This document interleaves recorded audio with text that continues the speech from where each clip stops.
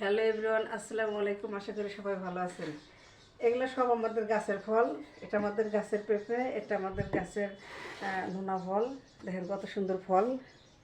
তো এখন কোনটা রেখে কোনটা খামো? ফল পাইকে একদম নরম হয়ে গেছে।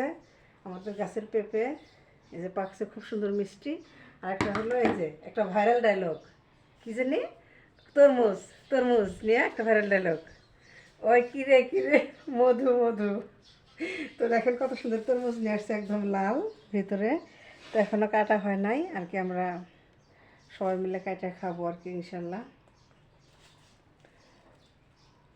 তো দেখেন আমার তরমুজের কালারটা কত সুন্দর।